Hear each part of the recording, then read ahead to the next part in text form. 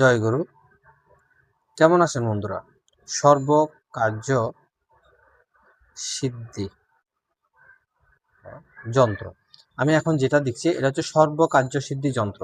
আমি এখন যে যন্ত্রটা লিখবো এটা অবশ্যই যে নিয়মে বলবো ঠিক ওই নিয়মে আপনারা এই যন্ত্রটা লিখবেন। যে নিয়মে আপনাদেরকে বলা হবে ঠিক ওই নিয়মে আপনারা এই যন্ত্রটা লিখবেন। ঠিক আছে? তো এখন কথা হলো, যদি সঠিক নিয়মে যে কোনো কাজ করেন, ভক্তি এবং বিভিন্ন রকম জিনিস দিয়ে যদি আপনারা কাজটা করেন সঠিক পরিমাপে, সঠিক নিয়মে, সঠিক দিন কাল দেখে যে কোনো কাজ সর্বোচ্চ কার্যসিদ্ধি করে যদি কাজ করেন তাহলে সফল হয়। অনেকে দেখা যাচ্ছে কার্যসিদ্ধি হয় না বা বিভিন্ন রকম সমস্যা হয়, যার কারণে আপনারা কি হয় ওই কাজগুলো হয় না, হয়তো বা অপমানিত হন।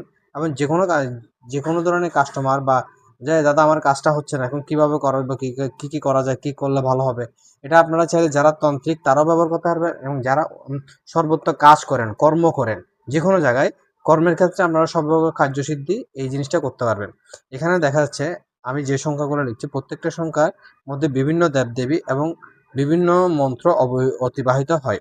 তো এখন এই যে মন্ত্রগুলো, এই মন্ত্রগুলো যদি সঠিক নিয়মে করা হয় বা সঠিক নিয়মে যদি আপনারা জব করেন বা সঠিক নিয়মে যদি আপনারা ঠিকঠাকভাবে এই জিনিসগুলো করেন, তাহলে দেখবেন আপনাদের কোনো রকমভাবে এই সমস্যা যে কোনো কার্যসিদ্ধি হয়ে যাবে, কার্যসিদ্ধি হয়ে যাবে, কার্যসিদ্ধি সম্পূর্ণ হবে। এই যন্ত্রটা কী করতে হবে? এই যন্ত্রটাকে বাঁশের কলমে ও শ্যাশ্বত কাঁসার থালায় লিখে সর্বকার্য সিদ্ধি করতে হবে।